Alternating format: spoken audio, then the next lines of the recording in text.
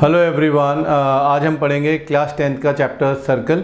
तो इसको बड़ा ध्यान से समझिएगा, बड़ा इजी चैप्टर है क्लास 10 बोर्ड एग्जामिनेशन के लिए।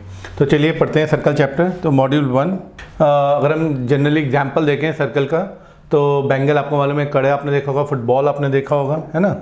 इसी तरह आपने कॉइन्स देखे हैं, इसी तरह आपने क्रिकेट ग्राउंड देखा होगा, उसमें एक रोप लगी रहती है चारों ओर पिच के, ठीक है ना।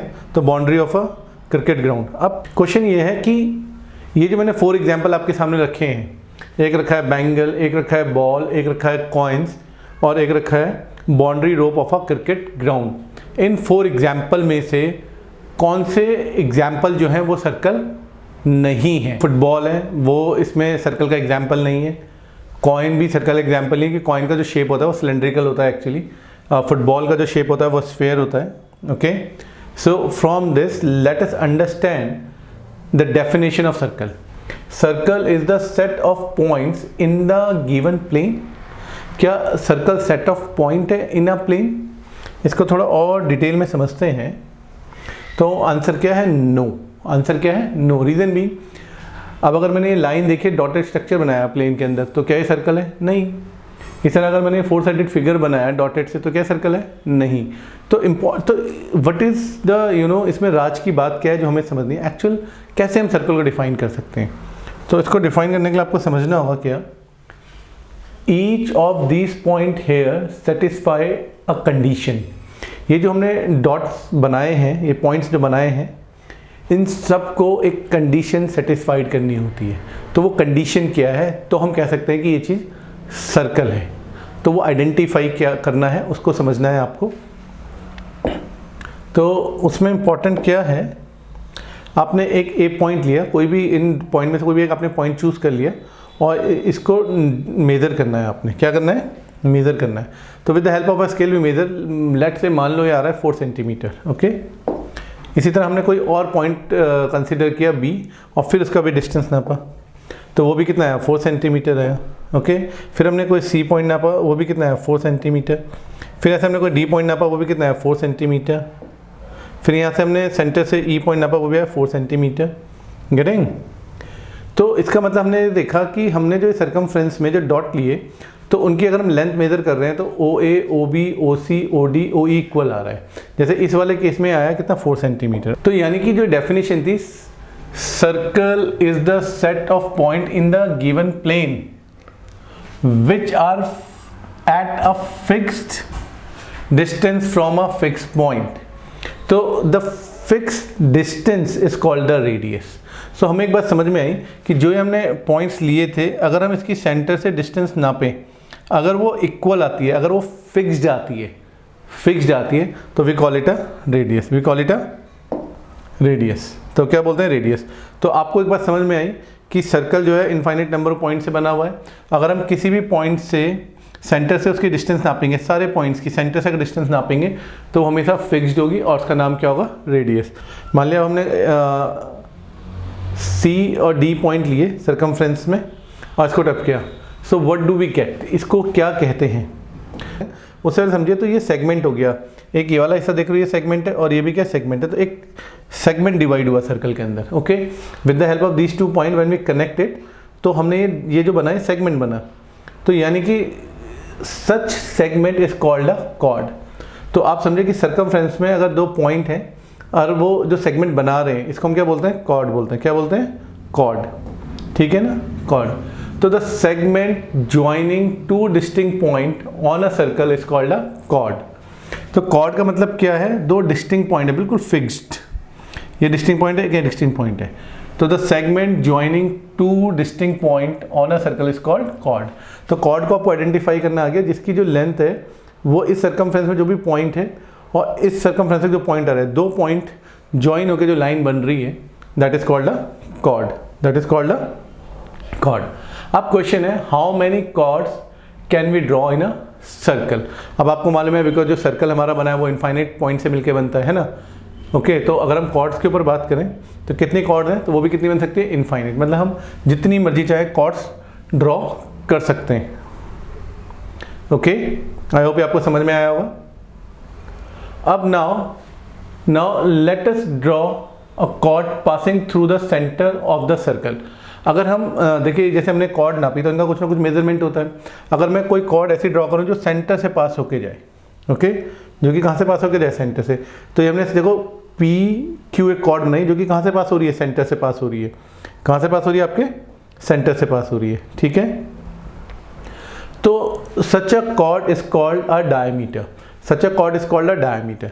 तो इससे आपको एक बात समझ में आती है कि अगर आपको सर्कल के अंदर लॉन्गेस्ट कॉर्ड ड्रॉ करनी है, सर्कल के अंदर अगर आपको सबसे बड़ी कॉर्ड कोई ड्रॉ करनी है तो वो होती है डायमीटर, बिकॉज कोई भी कॉर्ड जो सेंटर से पास होके जाएगी, है ना, वो सबसे लॉन्गेस्ट कॉर्ड होगी सर्कल के अंदर। तो आई होप आपको समझ में आएगा, diameter is the longest chord in a circle, diameter is the longest chord in a circle, okay. तो इसका नाम है diameter.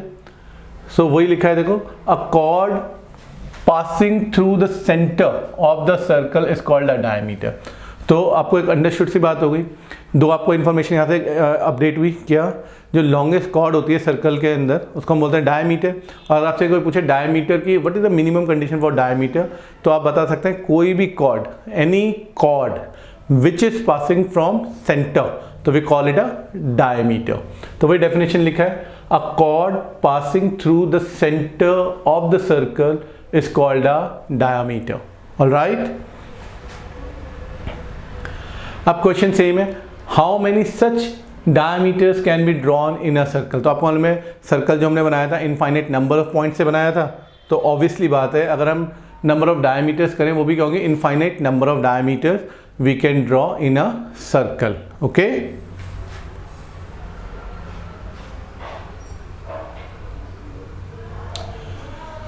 Late us draw a line intersecting circle in two distinct point. हम एक लाइन ड्रॉ करते हैं, line क्या होती है, जिसके एंड पॉइंट नहीं होते, जिसके दोनों एंड क्या होते हैं, ओपन होते हैं, we call it line.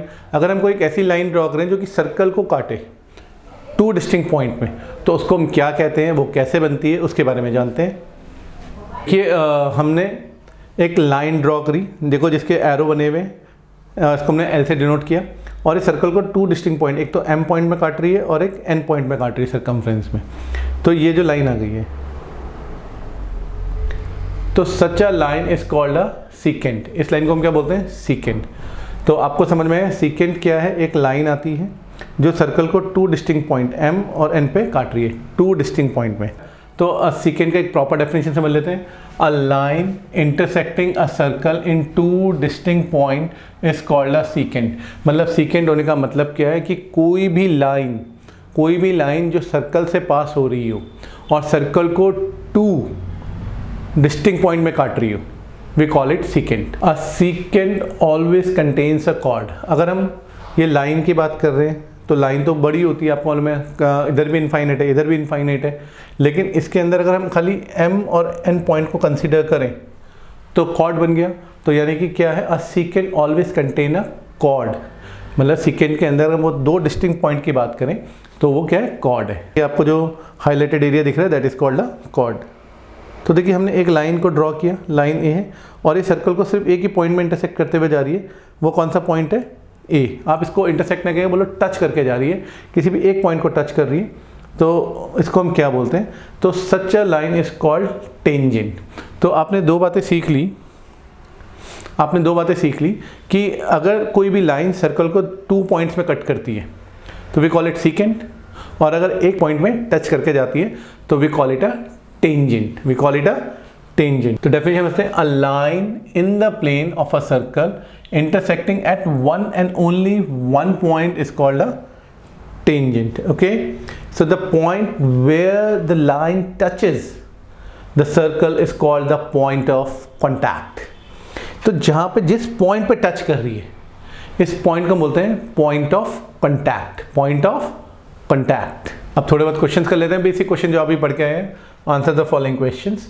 So how many tangents can a circle have. तो आपको मालूम है कितने हो सकते हैं, तो इसको समझते हैं। मान लो ये सर्कल है आपके पास, है ना, आपको मैं इसमें टेंजेंट बनाता हूँ, तो एक टेंजेंट यहाँ बन सकती है, आगे देखेंगे एक टेंजेंट यहाँ बन सकती है, एक और यहाँ बन सकती है, डायग्राम में देख रहे हैं आप, एक यहाँ बन सकती है, और यहाँ बन सकती है, यहाँ बन सकती है, यहाँ बन सकती है ना, देख रहे हैं आप लोग।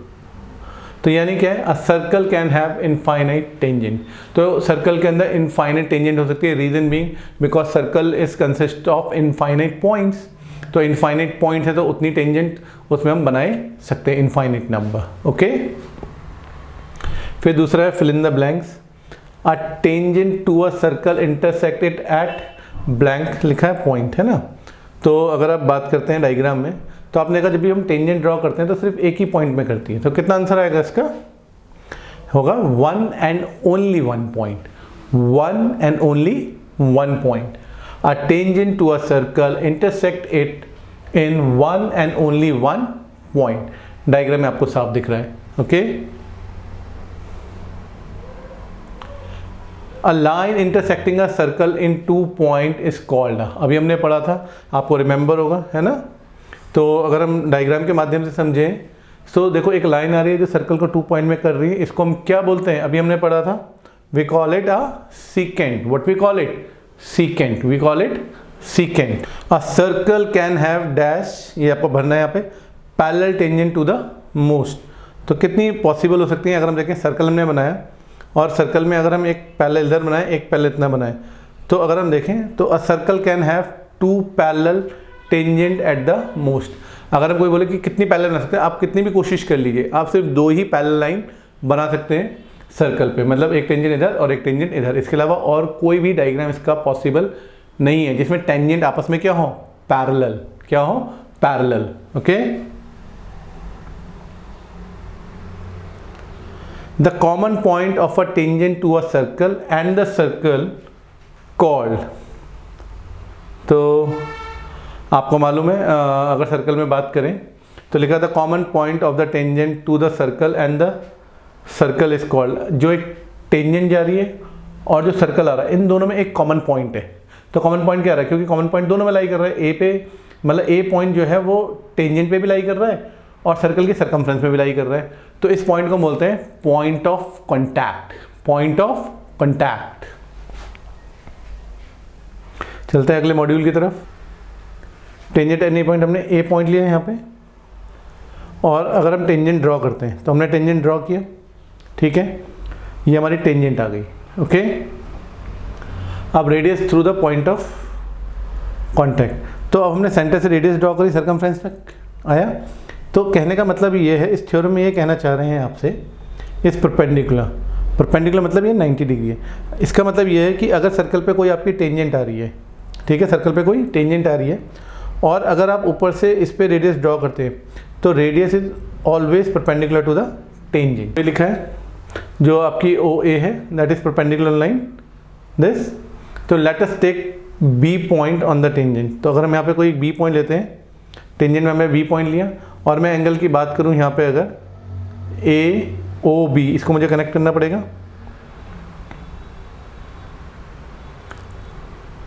ओ ए बी।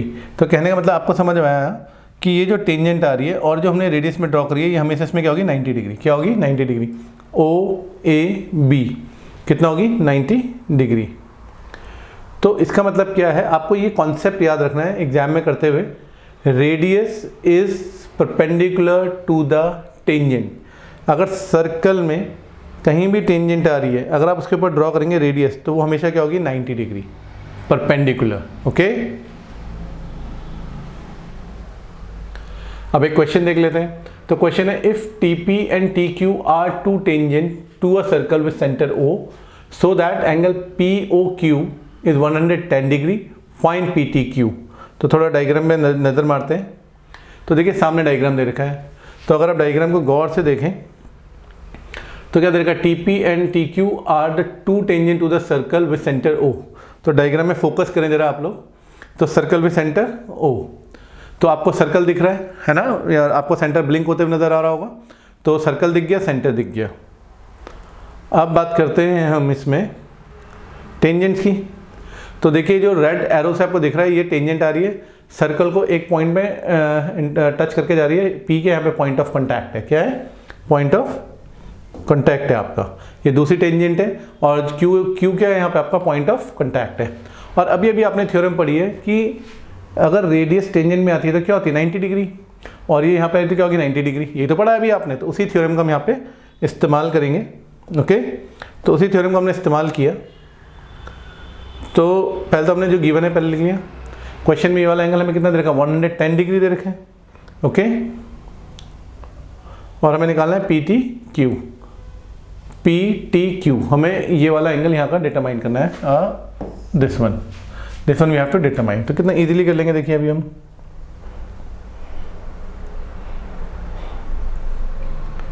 तो हमें एंगल फाइंड करना है।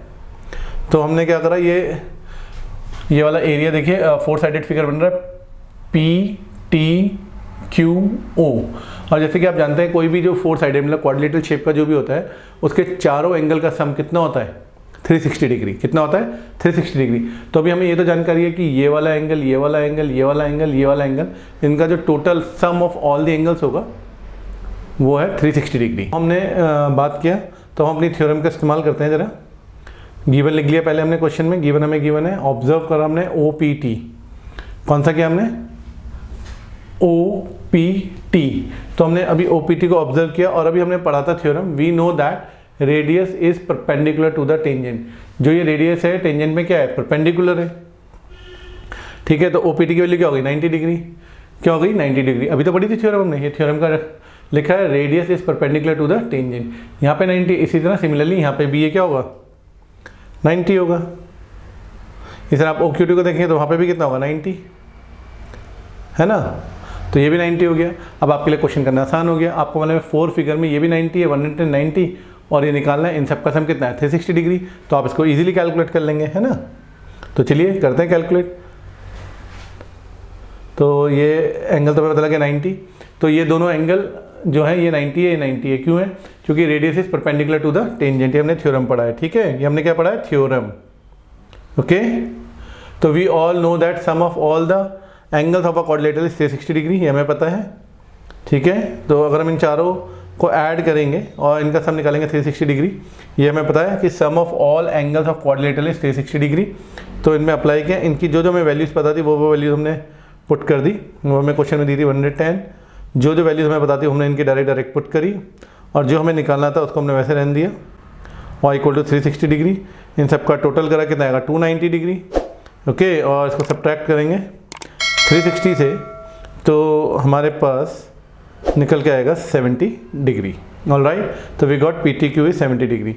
तो आप समझ गए इस पूरे क्वेश्चन में जो थ्योरम आपने ध्यान रखनी थी वो ये थी कि जो रेडियस होती है वो टेंजेंट पे परपेंडिकुलर होती है। This is the theorem based question, इसको आपको ध्यान रखना है। ठीक है, चलते हैं अगले क्वेश्चन की तरफ। अब देखिए अगला क्वेश्चन क्या है, a tangent P Q eight a point P. एक टेंजेंट जा रही है पी क्यू, पी पे क्या है पॉइंट ऑफ कॉन्टैक्ट है, और क्वेश्चन में रेडियस हमें दे रही है 5 centimetre, meet the line through the centre O at a point Q, so that O Q value आपको दे रखी 12, find the length of P Q.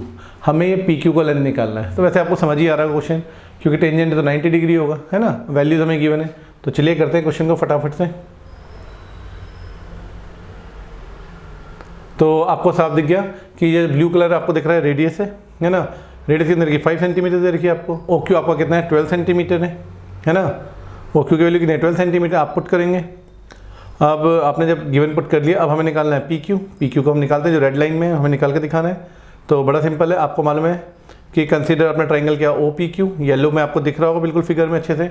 अगर हम इस ट्राइंगल की बात करते हैं ओ पी क्यू की, तो अगर हम बात करें सेम इसी एंगल की बात करें क्या होगा 90 डिग्री, बिकॉज हमें मालूम है we know that radius is perpendicular to the tangent. तो हमने इसकी वैल्यू रखी 90। ओके, इसके बाद तो हमें पता है जब हमारे पास राइट एंगल ट्राइंगल होता है हम लगाते हैं पाइथागोरस थ्योरम। पाइथागोरस थ्योरम क्या होती है, ओ क्यू 90 के अपोजिट जो साइड होती है इसको बोलते हैं हाइपोटेन्यूज। तो ओ क्यू का स्क्वायर लिया हमने is equal to O P का स्क्वायर लिया, और प्लस हम क्या करेंगे पी क्यू का स्क्वायर लेंगे। ओके, और इसको हम बोलते हैं पाइथागोरस थ्योरम। बाकी फिर हमें सिंपली इनकी वैल्यूज पुट करनी है। 12 का स्क्वायर लिया, और यहाँ पे हमने 5 का स्क्वायर लिया, और यहाँ पे हमने पी क्यू का स्क्वायर लिया। ओके, तो जैसे ही आप देखेंगे 12 का स्क्वायर कितना था 144, 5 का स्क्वायर कितना 25, और पी क्यू की वैल्यू आपको निकालनी है। तो आप इसको इधर शिफ्ट करेंगे, वैल्यू को सब्ट्रैक्ट करेंगे, तो सब्ट्रैक्ट करेंगे, 144 में से 25 में से 119 आएगा, तो पी क्यू के लिए आ गई स्क्वायर रूट ऑफ 119। तो length of P Q is square root of 119 centimetre. I hope ये आपको समझ आया होगा। Thank you everyone.